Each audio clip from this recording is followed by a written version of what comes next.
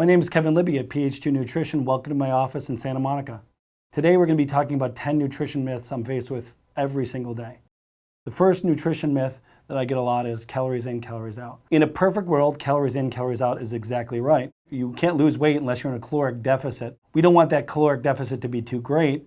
What happens is the body will adjust to a low energy pattern and it will slow down your metabolism and you'll stop losing weight. Obviously, if you starve somebody, they'll keep losing weight, keep losing weight. The first thing the body will do is kick out active tissue, muscle, and it will try to hoard fat. It always hoards fat on the belly, which is right above the liver, because the liver is what makes all the fat into cholesterol, which is absolutely critical. Calories in, calories out, I don't want to call it a myth, but it's an oversimplification. If you took the same two individuals and one had a really cushy, happy life, no responsibilities, endless finances and resources, they'll be able to lose weight 10 times as fast as somebody that is stressed out with work, relationships, kids, school, debts, you name it, everything that plagues all of us every single day. When the body is under a stress response, the sympathetic nervous system will kick in, cortisol raises, thyroid function goes down, and it makes it almost impossible to lose weight. So calories in, calories out, where it's not a myth, only works when we live in a perfect world. And since we don't live in a perfect world, I would consider it a myth. Number 2 on this list of top 10 myths is, are carbs bad for you? There are different sugars. We have monosaccharides, disaccharides, oligosaccharides, and complex carbohydrates or starches. They lump all of the carbohydrates into this one big pile. Now, when we're talking about single ingredient starches, rice, potatoes, yams, sweet potatoes, oatmeal, oat flakes, oat puffs, things made from one ingredient starches, those are excellent sources of energy. Not everybody can digest fats properly. Not everybody can run off fats properly. Not everybody can digest carbohydrates properly. Not everybody's going to run off of carbohydrates properly. But it's irresponsible to say all carbohydrates are bad. When we look at carbs like sugars, like high fructose corn syrup or processed refined carbohydrates, that's no good. That's just going to cause a spike in insulin that's going to damage mitochondrial function. So mitochondria is the little powerhouse of the cell where the Krebs cycle happens. And molecule of glucose goes in and mixes with oxygen, and ATP comes out the other side that helps you move. That's going to damage your mitochondria, which is going to make you insulin resistant and inefficient at the use of calories. Too much carbohydrates, the wrong type of carbohydrates, refined processed carbohydrates, are bad, but not all carbohydrates are created equally, and not all calories are created equally. So my consensus is carbohydrates are bad for you is a myth. Myth number 3, saturated fat is bad. Saturated fat is not bad. Saturated fat is essential in our diet. Saturated fat is going to be the precursor to cholesterol. Cholesterol is a buzzword nowadays. Cholesterol is considered bad. It's long been a myth for heart disease that it's related. Yes, there's markers that may point to heart disease, but saturated fat has been the fall guy, being the precursor to cholesterol or the raw material used to make cholesterol. Cholesterol is used to make myelin, which is that white matter in your brain. It's going to protect your nervous system, your spinal cord. It's going to be used to make bile being essential secretion from the liver and concentrated in the gallbladder to separate the fat like a detergent in your diet. It's also used to make sex and stress hormones. And where do we get our saturated fat? Our saturated fat is going to come from things like butter and cream. Obviously, stay away from processed dairy. You can get raw dairy at grocery stores now too. We don't want to kill that bacteria, and we don't want the chemicals that they put in there. There are only a few fats that are bad for you, saturated fat not being one of those. Myth number 4, this is a good one. So don't eat after 8:30 p.m. Don't eat after 8:30 p.m. is almost like an old wives' tale, but there's a lot of truth to it.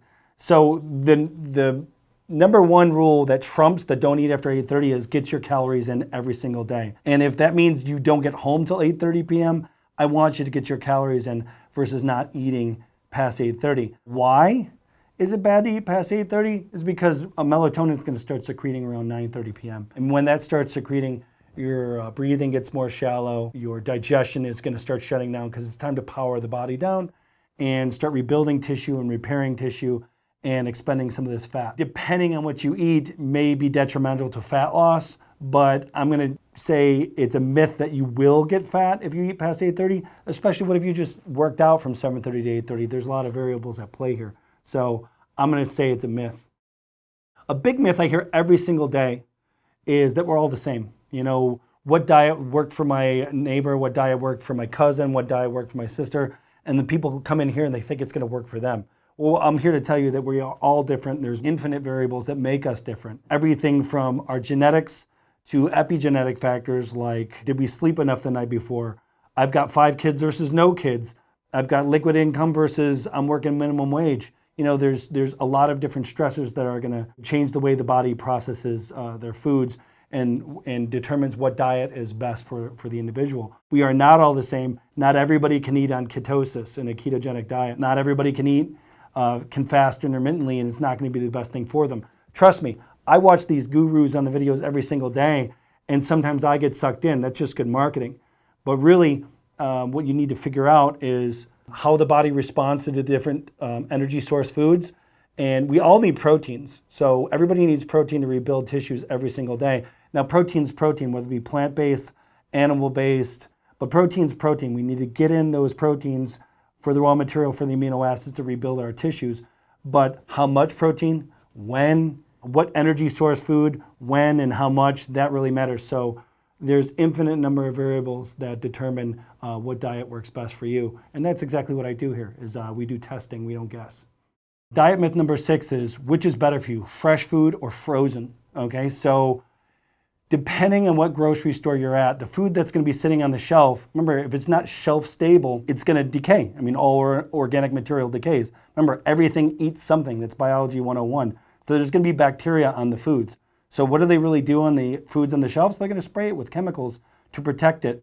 A lot of times they use dyes in the fresh foods. You know, you'll see the red meat in the meat department. It's all red and looks fresh, but meat really turns gray. It's gross to think about, but that's physiology, or that's biology, that's chemistry. So is the fresh food better or is the frozen food better? I've noticed, or I've seen, that when they freeze some vegetables, that it's flash frozen.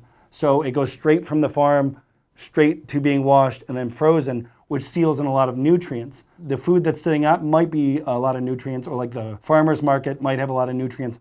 But remember, the top stock is gonna be sold to the expensive grocery stores. And there's stuff that might go to like the farmer's market, might not be the best quality even though we think it is. In some cases, frozen can be better for you because of the flash freezing process.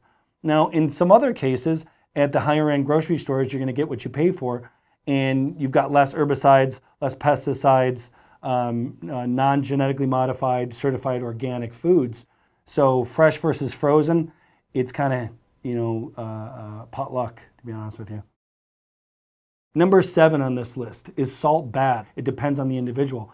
Salt for someone with hypertension could be bad, but is the hypertension from the sympathetic dominant response, meaning their body's under stress, like they've got a structural problem with their spine, so they're constantly gonna have high blood pressure, so more salt will increase to that angiotensin-renin system, causing vascular restriction? Or is salt necessary in every single reaction in the body? Is salt necessary to contract muscles? Is salt necessary for neurotransmitters to transmit electrical signals through your neurons and synapses? Salt is absolutely critical. Particularly, I recommend pink salt to all my clients because it contains more minerals versus sea salt or Celtic sea salt. Table salt being my least favorite salt. So out of the essential nutrients, there's 90 essential nutrients. 60 of those are minerals, and we can find 30 essential minerals in Himalayan pink salt. Number 8 on the myth list is gluten. Is gluten bad for you? That's another one where it depends on the individual. For most people, gluten is bad. My consensus is that we did something, because if you go to Europe and you go have a baguette from France, nothing is going to happen to you unless you have celiacs. You could eat their bread and it's gonna be just fine, because at the end of the day, they take their bread and they feed it to the birds because it went bad. Whatever we're doing to our foods here in America, I honestly can't tell you. I know they take out the iodine and replace it with bromide now because it's cheaper. I know they take out the omega-3 fatty acids. I'm not exactly sure what they replace it with, because these organic materials are gonna cause the breads to break down and decay on the shelf. So now we have all this shelf-stable breads, and that's an issue. So without getting off topic, is gluten bad for you? Gluten is bad for a lot of people because this daisy chain amino acid or protein, gluten, can rip apart the intestinal tract, causing undigested proteins to get into the body, triggering an immune system response. So gluten can be the devil for some, and for some people, they have iron stomachs. They can eat gluten until the cows come home and they're fine. The first things first is let's remove all the inflammatory foods out of the diet, particularly gluten, refined sugar, and dairy.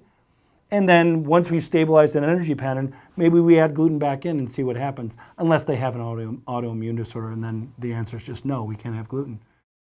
Number 9 on the myth list was vegetable oils. Are vegetable oils good for you, or are they better for heart, or are they bad for you? The myth is the vegetable oil is more healthy than saturated fats or butters. The answer is no, that is a myth. Vegetable oils are actually extremely dangerous.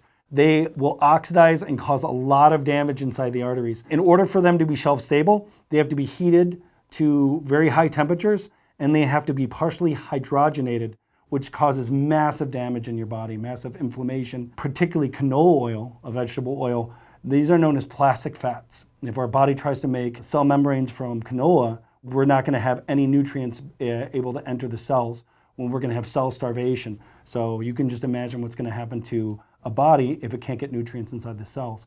If the body doesn't have the nutrients and the body doesn't have the energy, the cell dies. That's all aging really is oxidizing. Oxidation is when a molecule steals electrons from another molecule, thus becoming oxidized. So if we can oxidize less with antioxidants versus oxidizing more with foods like vegetable oils, we'll be better off by removing vegetable oils from our diet.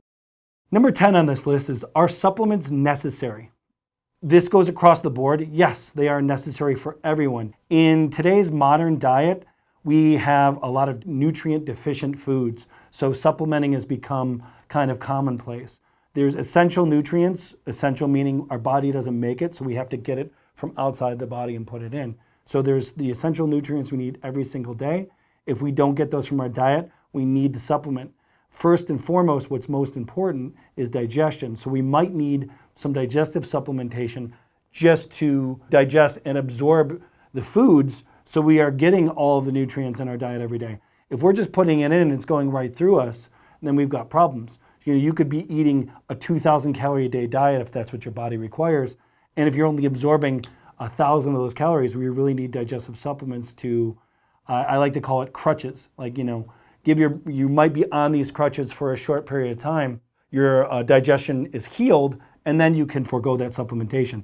Now, when it comes to vitamins, minerals, yeah, our food's completely deficient in vitamins and minerals. We need to supplement those on a daily basis. It's not just about the macronutrients, proteins, fat, and carbohydrates. We need vitamins, minerals, fatty acids, and amino acids every single day to promote and support tissue maintenance and repair. So we want to be more anabolic than we are catabolic, and that's the name of the game. So supplements are going to help us get there. If you have any questions or want to know more about PH2, call 310-873-3705 or email us at info@ph2nutrition.com.